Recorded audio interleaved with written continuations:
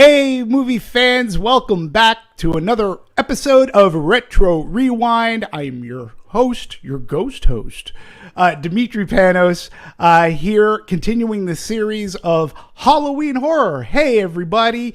Yes, this is a series started in September because why the hell not? ABC and them, they have their 31 days of horror. I've got my 331 days of horror. So there you have it. I am continuing in my sub-series to talk about and retro rewind the Halloween franchise. So as only Retro Rewind can do, we start from the most recent, which was 2018, and we're going to retro rewind back to 1978, where it all began. Again, as note, if you're first time tuning in, because you want to hear Halloween Michael Myers, I will not be talking in great length about the Rob Zombie movies. Sorry about that. I did give some credit in my last Retro Rewind of Halloween 2018. You can check that out.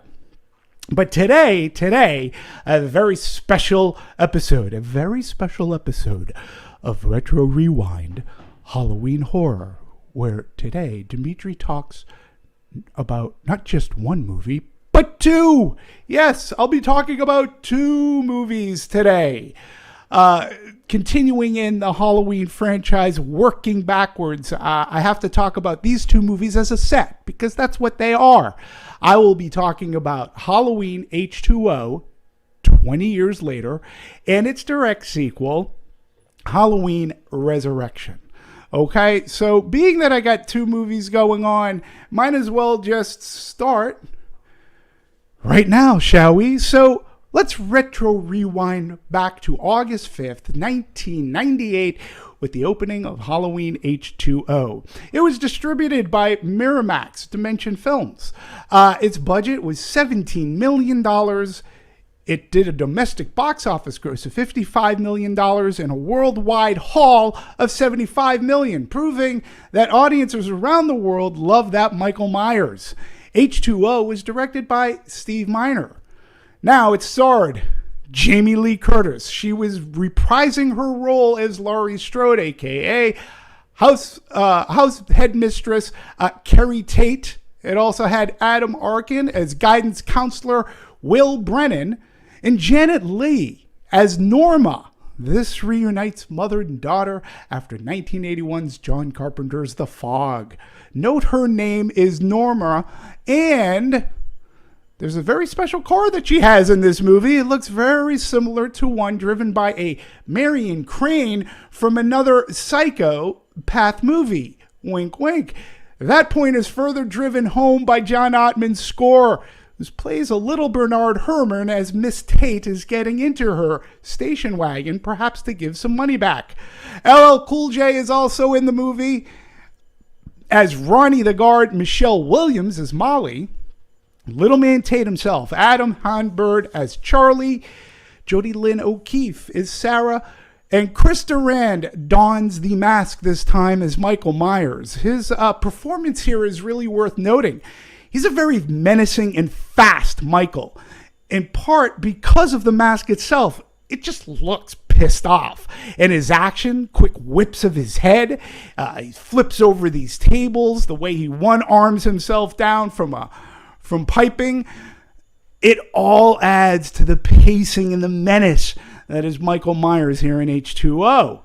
The movie also introduces audiences to Josh Hartnett as Laurie's son, John. I think it's worth noting that Halloween franchise broke a few actors we have come to love and know. Jamie Lee Curtis, of course, being one, Josh Hartnett, that I just mentioned, and a Paul Rudd. You may have heard of him. They all have been in the Halloween franchise series. I'll talk about Paul Rudd's introduction to the Halloween series from Halloween 6, The Curse of Michael Myers. But right now, going back to H2O, I want to talk about director Steve Miner. Steve Miner has been around for a while, and he is a multi-genre director. He's directed movies such as Wild Hearts Can't Be Broken, Forever Young, My Father the Hero. He's also done episodic television. He's directed episodes of The Wonder Years and The Practice and Dawson's Creek, which kind of explains Michelle Williams' casting, maybe. But we all know and love Steve Miner because he's no stranger to horror. His resume includes movies he directed called House, Warlock, Lake Placid, but he's probably most famous for Friday the 13th. Yes, he's been there since the beginning, since the original Friday the 13th, where he was an associate producer. And then he went on to direct Friday the 13th Part 2 and Friday the 13th Part 3 in 3D. Coming at you, it's one of my favorite Friday the 13th. So getting Miner to direct a Halloween movie is like Warner Brothers getting James Gunn to direct Suicide Squad. For horror fans, it was a big deal. He was coming to the Halloween franchise, and Halloween at the time really needed a fresh jump start, coming out of just 3 years after the mess of a movie, The Curse of Michael Myers. H2O looked to bring back with a bang by getting Jamie Lee Curtis and throwing some rumors that perhaps John Carpenter was going to direct. Michael Myers was coming back to a fan-vengeful glee. Now, well, Carpenter's negotiations fell through the floor, and Miner was hired. Now, while he's no John Carpenter, he definitely knows his way around a knife. So last week, I talked about A Tale of Two Strodes, which focused on how the Laurie Strode character in H2O could have easily evolved into the Laurie Strode character of Halloween 2018. So for a deeper dive, please refer back to that episode of 2018. You'll get all that. So, but for now, H2O, like 2018, well, there's something else that they have that's similar. They both do some timeline retconning. H2O specifically retcons Halloweens 4 through 6. It is a sequel to Halloween 2. Unlike Halloween 2018, however, it keeps the brother-sister Laurie Strode, Michael Myers plot point. So, except in this one, right here, it lifts a little. It lifts a little from Halloween 4, okay? Halloween H2O does, and the point that Laurie Strode does die, supposedly, except she doesn't really die. We learn in H2O that she faked her death and she went into a witness protection program. And the way that it's explained to us, it was pretty easy to digest. So, and it was a great way to bring the character back, which every fan was looking forward to. So what I like to focus on here, and I think that this sets this movie apart from some previous installments, is the movie's pacing. The movie itself, Halloween H2O, it comes in at a very brisk 90-minute runtime, and I do mean brisk. After the skate to the face opening and the sad demise of Nurse Marion, so long, look forward to seeing you in Halloween Kills, maybe? Halloween is off to the races. It has a very simple exposition establishing of setting. We're going to a private boarding school called Hillcrest Academy, which is in Northern California. So we changed settings from Haddonfield to California. And the headmistress of Hillcrest Academy is a Carrie Tate, who is none other than Laurie Strode. Now, it doesn't take long for Michael to make it up the academy. And once he gets there, boy howdy, does the movie really fly. This is due to Miner's direction. His editor, Patrick Lussier, who went on to direct the pretty good My Bloody Valentine in 3D, they're working together. They were simpatico, and they really set the pacing for this movie. It almost plays like a great action movie. Yes, the script gets a lot of credit as well. Written by Robert Zappia and Matt Greenberg with an uncredited Kevin Williamson. Now, he wrote the original screenplay to H2O that Zappia and Greenberg used as their frame. But you should also know that Kevin Williamson also wrote Dawson's Creek. Again, all back to Michelle Williams, and Scream, among some others. And he has a very quick cameo in this movie. He is the waiter serving Miss Strode her wine. I talked a little bit about John Ottman. The score to H2O keeps the heart racing. John Ottman, now, it should be known, he did the original score with some supplemental scoring by Marco Beltrami.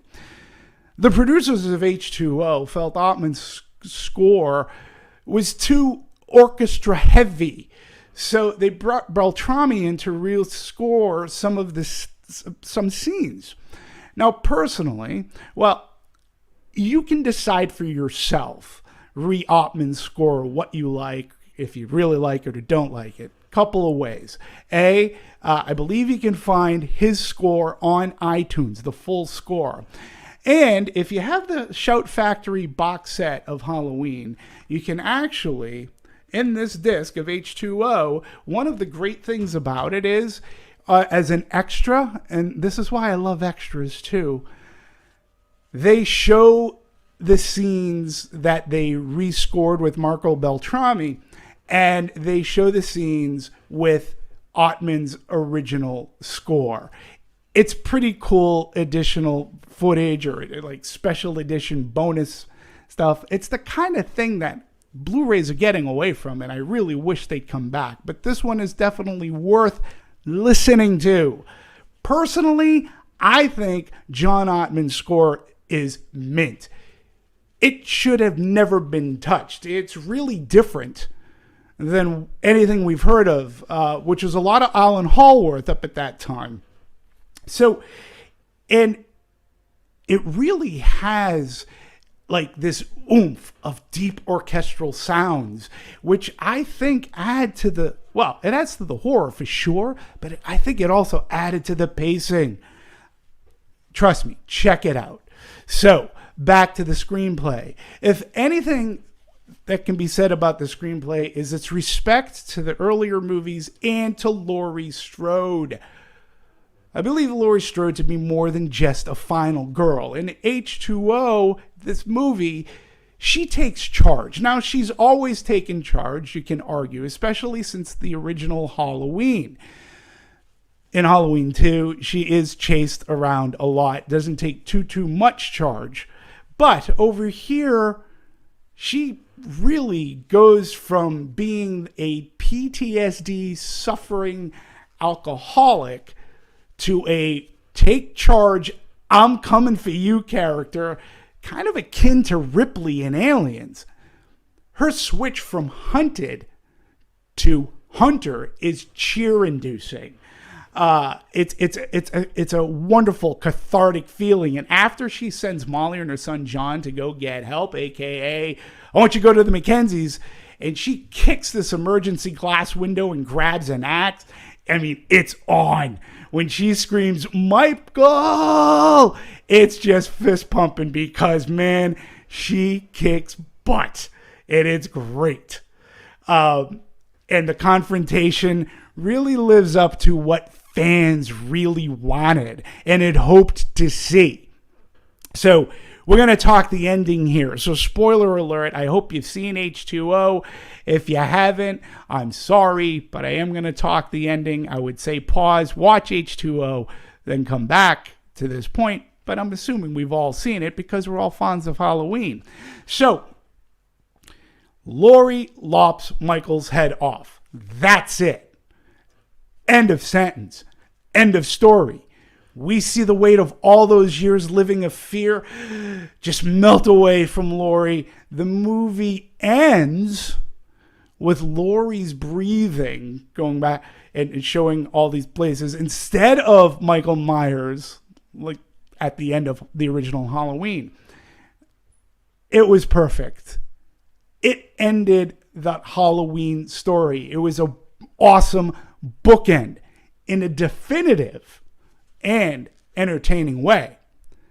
But you know there was going to be a sequel because you can't kill the boogeyman. that brings us to, we will rewind back to July 12th, 2002 with the opening of Halloween Resurrection. Yes, Halloween Resurrection. This too was released by Miramax and Dimension Films. Its budget was $15 million. Its domestic box office was $30 million, with just a worldwide haul of $37 million. The movie was directed by Rick Rosenthal. Now, he returns to the franchise. He directed the original Halloween 2. Okay? Now, starring, yes, Jamie Lee Curtis as Laurie Strode. I'm going to talk about her in just a bit. Busta Rhymes, Bianca Cagelick as Sarah Moya. Busta Rhymes is a Freddie Harris. Starbuck herself, Katie Sackhoff as Jen. Tyra Banks as Nora. Brad Lorre this time dons the mask as Michael Myers. Where to begin with Halloween Resurrection? Well, why don't we just start from the beginning of it all, shall we? So the movie opens with Laurie Strode. She's in a mental institution. What?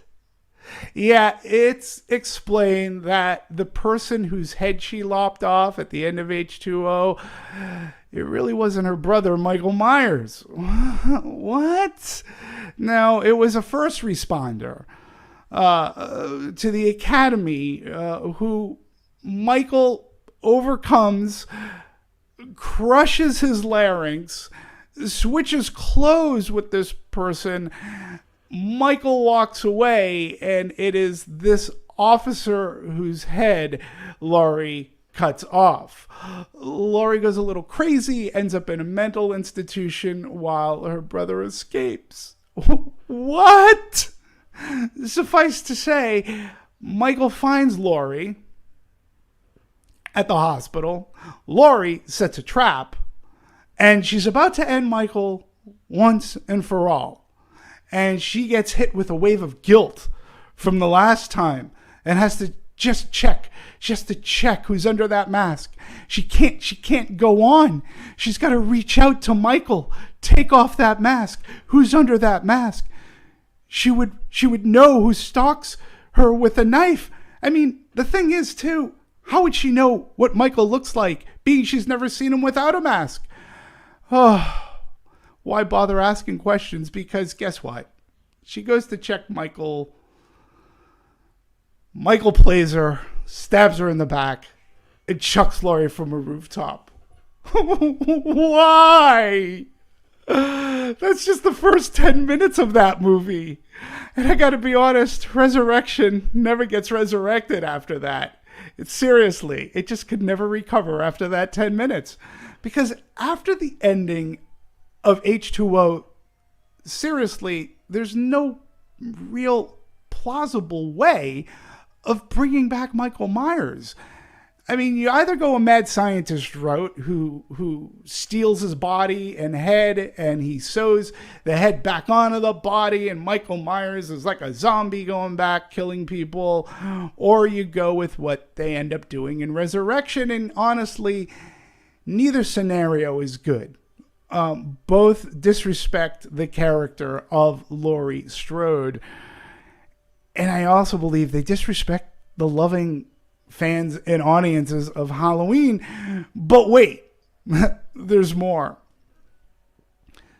This low-budget production company, Dangertainment, run by Busta Rhymes and Tyra Banks, basically, it's a reality show where they throw some college kids, each with personal like GoPro type headsets, in Michael Myers' house on Halloween night. I mean, again, if you were keeping with Halloween, wouldn't he have gone after John maybe? I don't know. I honestly don't know. I don't get this storyline, but this is where they went. Unknown to these hapless college kids, the real Michael Myers, well, he comes home. So let the dangertainment begin. Look, I'll give props to Rosenthal for trying. He was a bit ahead of the game when you think about it with his video camera perspective. Each of these kids wearing one of these GoPro devices. Reality TV was taking off.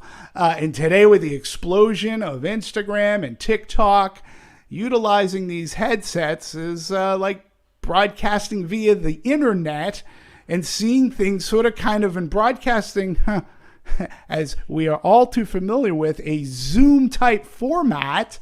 So we get first person perspective. It's what we're used to watching today through the lens of a video camera.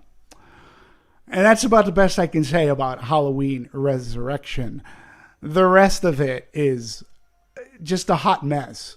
Once you take a victim that Michael Myers latches onto for one reason or another, like say Laurie Strode or Jamie Lloyd, Loomis to an extent. The movie does not have a Loomis at all. Well, you know, it kind of loses its bite. And otherwise, Halloween just becomes Friday the 13th. Now, again, Steve Miner, who directed H2O, you know, that's kind of all right, but Halloween really set itself apart and tried to set itself and make itself be a little bit different. There's pretty big plot hole, or could it be better put as a loophole? I don't know. When you think about this plot that I described, these kids are technically trespassing in Michael Myers' property, you could say, and he does have every right to defend it. What do I know? Okay, so his way of defending his house is stabbing and cutting off heads and slicing throats.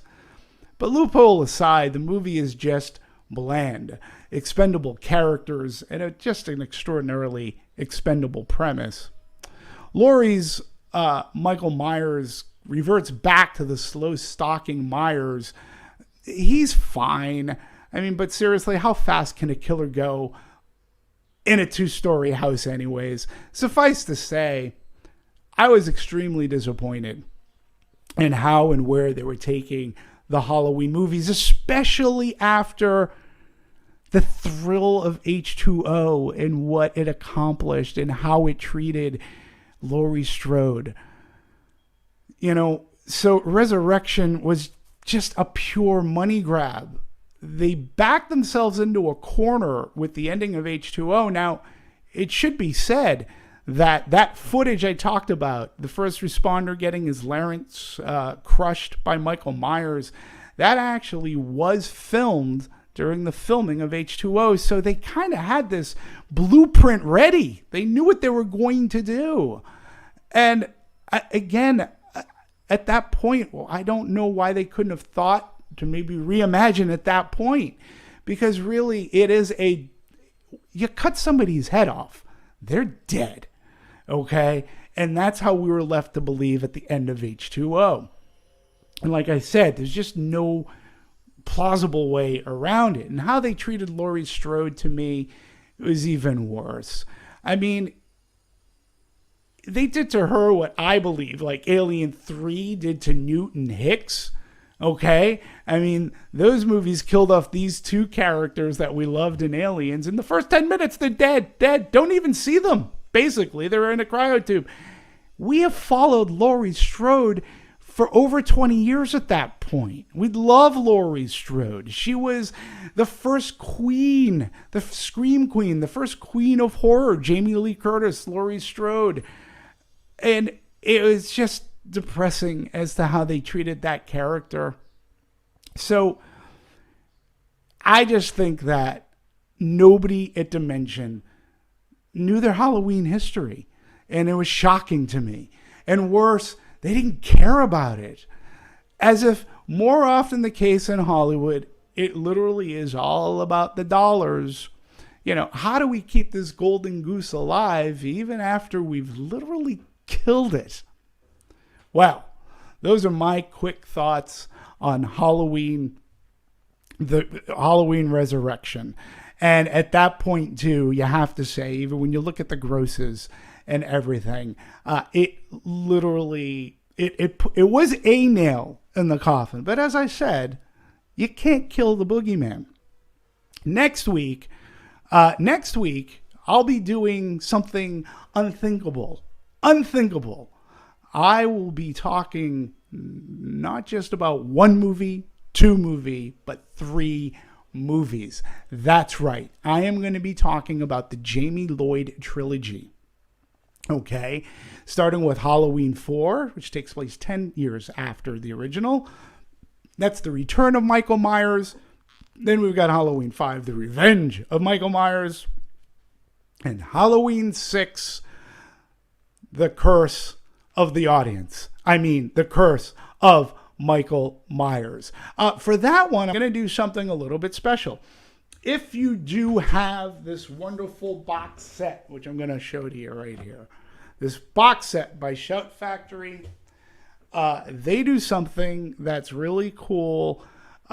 They include the producer's cut of Halloween 6, The Curse of Michael Myers. So there you have it, just as a heads up. Hey, a big thanks to Scott Menzel for producing and for helping out and guiding and giving great guidance and tutelage and putting together the pictures, which I didn't really show a whole heck of a lot, but look at this.